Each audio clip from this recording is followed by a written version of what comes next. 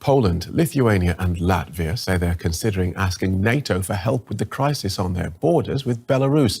Thousands of migrants have arrived in Belarus in recent weeks, hoping to reach the European Union. The EU accuses Minsk of creating the crisis deliberately, and EU foreign ministers are to adopt new sanctions against the country. Meanwhile, migrants stuck on the Belarusian side of the border with Poland are suffering from a lack of food, water and shelter as winter sets in.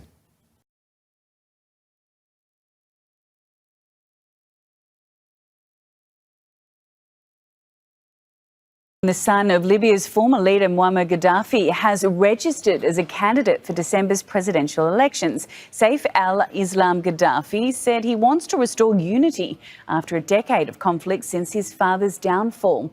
The 49-year-old is wanted by the International Criminal Court for war crimes.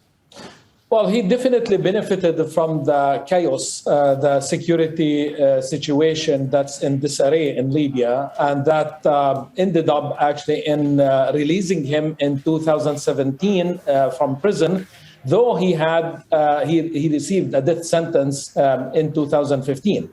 And he is still wanted by the International Criminal Court.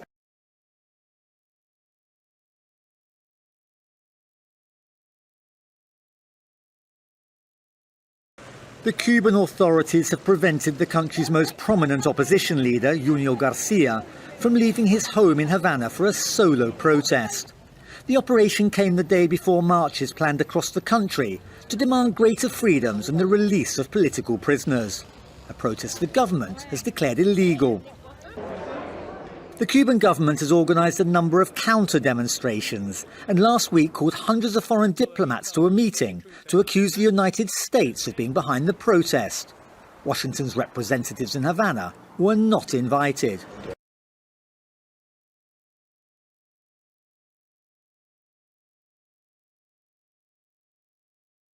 Ready for a virtual meeting with Chinese leader Xi Jinping on Monday. One of the controversial topics on the agenda will be the rapidly escalating tensions between Taiwan and China. Beijing claims that the island is part of its territory, but Taipei has its own democratic government. On Friday, Secretary of State Antony Blinken spoke with a top Chinese official. The State Department says Blinken raised concerns about recent Chinese military pressure against Taiwan. China's foreign ministry said its representative told the U.S. not to support pro-independence forces on the island.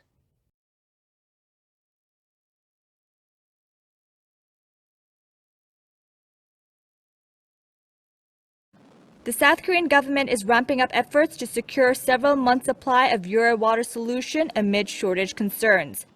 In its latest move, the country is working to bring in more supplies of the key diesel exhaust fluid, mainly from Vietnam, Saudi Arabia, and Russia.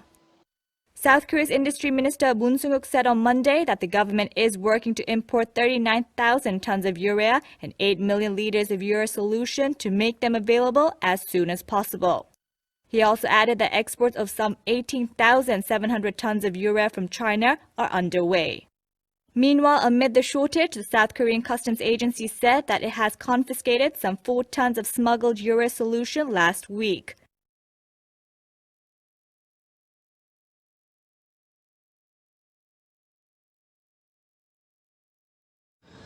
A major incident has been declared on Merseyside with 1 man dead, another injured and 3 men arrested under the Terrorism Act.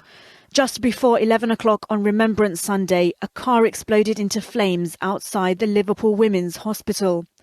The man who died was a passenger in the car. The driver escaped with injuries and was taken to hospital. As counter-terrorism police took charge of the investigation, armed officers were seen operating at Rutland Avenue, a mile away from the scene of the explosion. 2 miles away, Boiler Street in Kensington was also sealed off. Police confirmed 3 men, aged 21, 26 and 29, were arrested in the Kensington area under the Terrorism Act.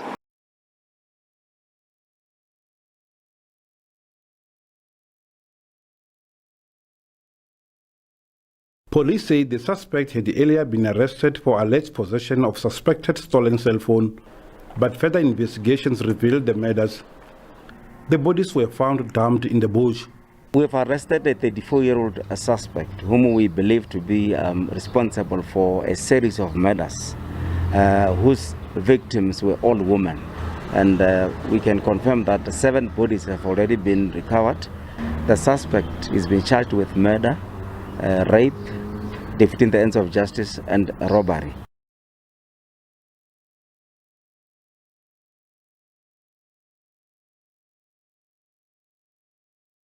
Austria's government has approved a new lockdown which will only apply to unvaccinated people.